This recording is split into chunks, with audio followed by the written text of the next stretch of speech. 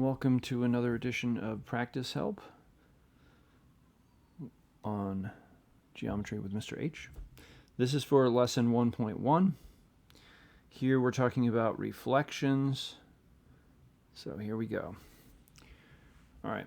Which of these constructions would construct a line of reflection that takes point A to point B, right?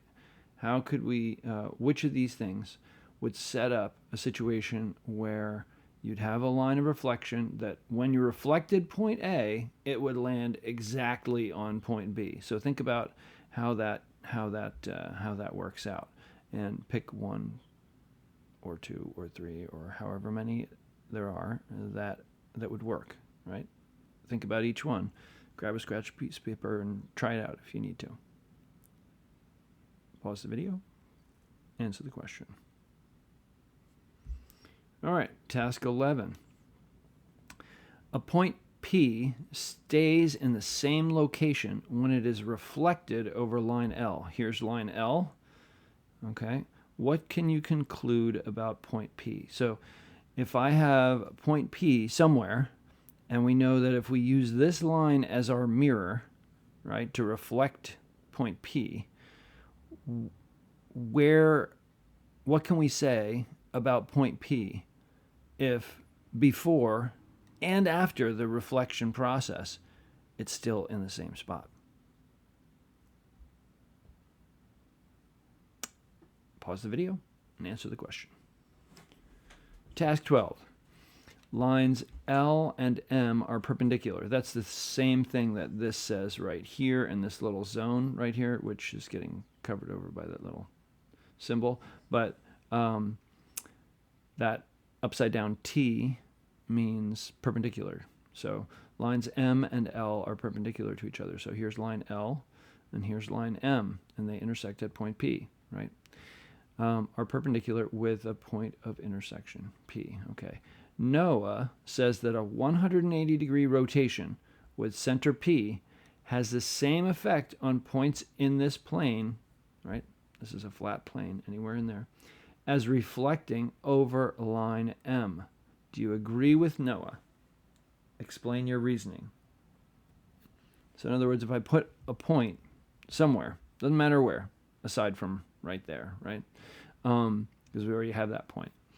If you wanted to put a point anywhere on this plane, Noah says that if you spin it 180 degrees using point P as your center of rotation, you will end up in the same place as if you reflect it across line M or use line M as your mirror. Okay?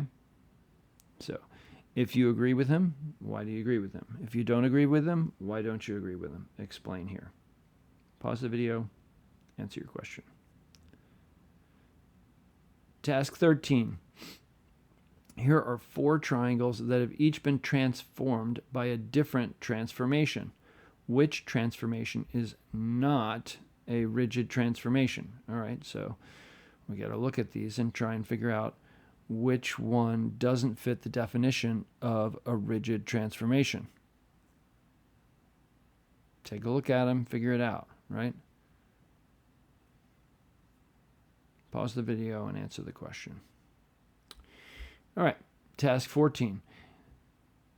There's a sequence of rigid transformations that takes A to A prime, B to B prime, and C to C prime. The same sequence takes D to D prime. Draw and label D prime. So you grab the pen and you mark where D prime would be on the diagram. That's all there is to it. All right? Similar to one that they did last lesson. Pause the video and answer the question. Task 15. Here are 3 points in a plane. All right? Got them. A, B, and C. Awesome. What am I going to do with this? Task 16 says, explain how to determine whether point C is closer to point A or to point B. So if I'm looking at this, I can just say, oh, well, it looks that way. It looks like it's closer to this one. But, you know, it looks to me like it's closer to this one. But how could I prove it? How could I definitely prove it? we have tools that we have used in the past that would solve this for us, right? Think about, we had a situation in class where we were trying to figure out, okay, how could you stand the same distance away from two objects, right? The plant and the charging station, right? And what happened? Try to remember that and think about how that could be applied here.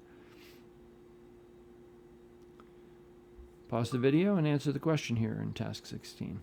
And here's task 17.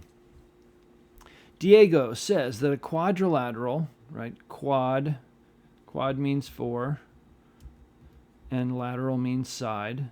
So quadrilateral, four-sided object. So a four-sided object with four congruent sides is always a regular polygon. Okay, so there's a lot of vocabulary here, right?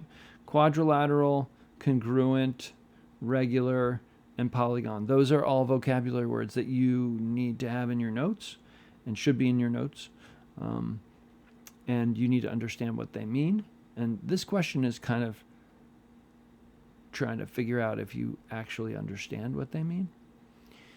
So my says it's never one, right? It's never going to be a regular polygon if it has four congruent sides. Okay? Diego says always. My says never. Who do you agree with? Do you agree with Diego? Do you agree with my? Do you agree with neither of them? Do you agree with both of them? Explain, right? Explain. Reason it out. All right. That was that.